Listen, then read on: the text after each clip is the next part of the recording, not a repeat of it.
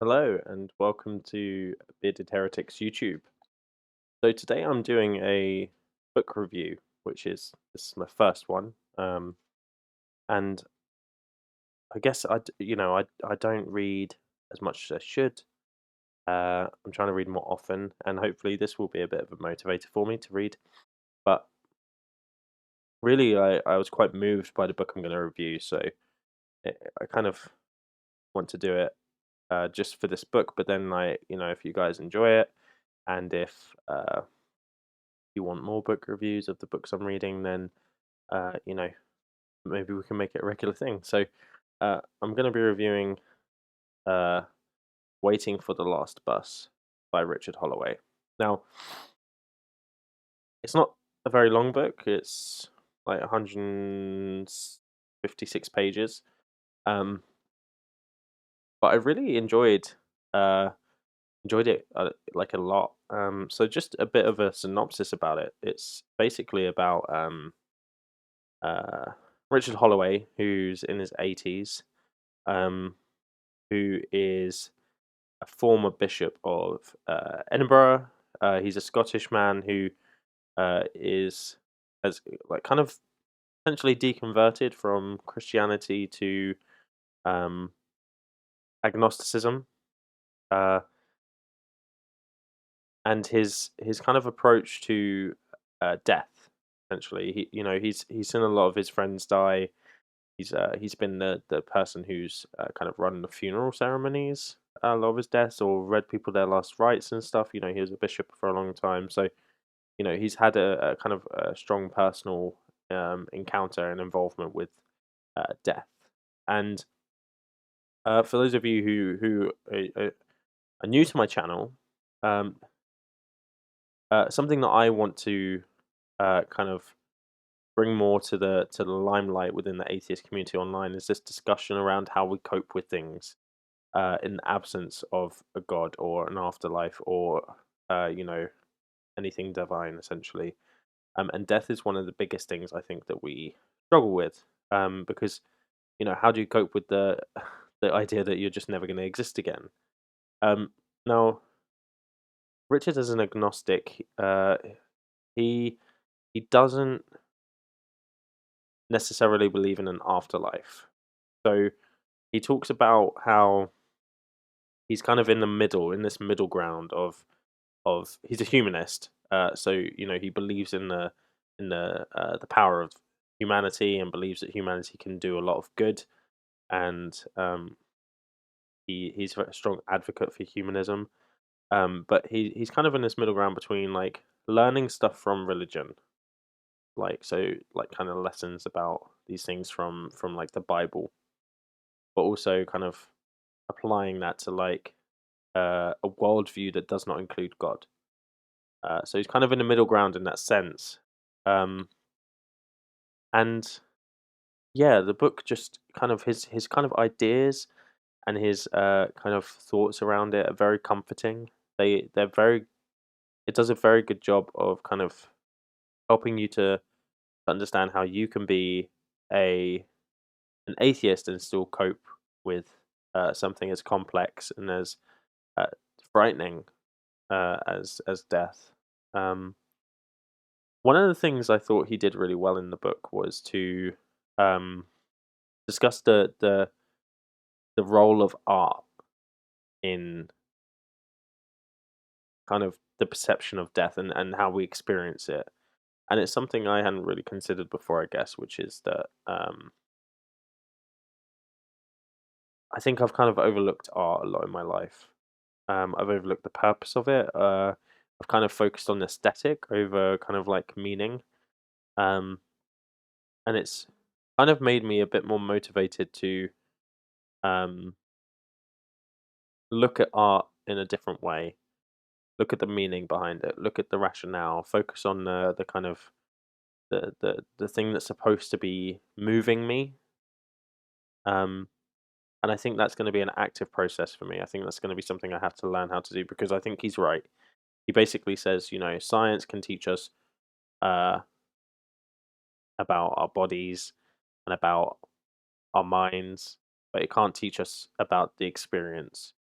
It can't teach us about what it feels like to be a human, what fear feels like. We can describe it in terms of like, you know, these neurotransmitters and the limbic system and that kind of thing, but it doesn't tell you what it feels like, and art does a really good job of that. So something I've definitely taken away from this is how I should be kind of looking at art in a different way and being more open to it, being more open to having it uh, affect me, and seeing the kind of, even if it's a subjective thing, seeing um, the thing it's trying to tell me.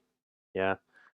So that's obviously not the main message of this book, but it was a very strong message for me. Something that really, because it's littered throughout. There's loads of mentions of poets and discussions around paintings and stuff like that. And I think that, if I had a keener eye and a little bit more of an open mind, then maybe I would have the same kind of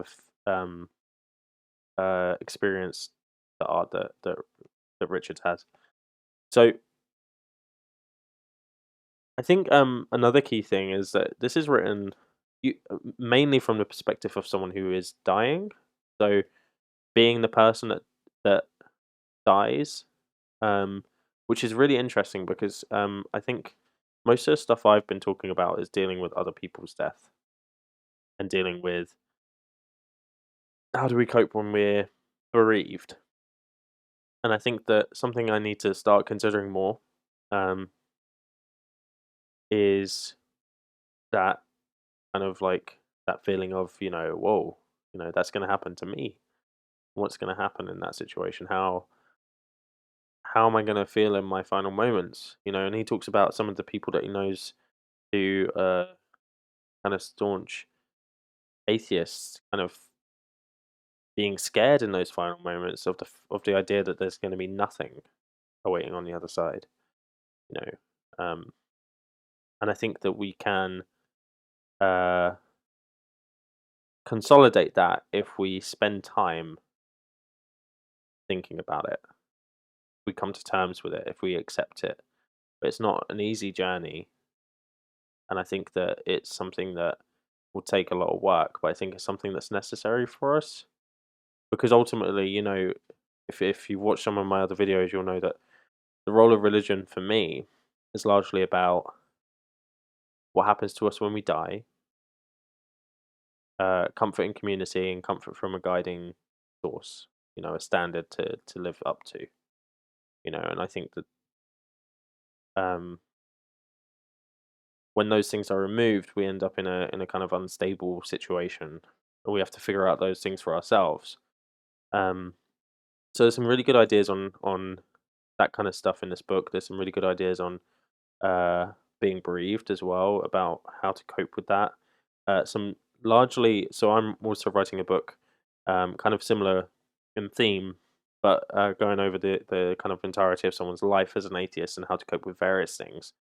Um, and something he mentions in there is something similar to what I wrote in my book so far in the manuscript, which is about kind of like um,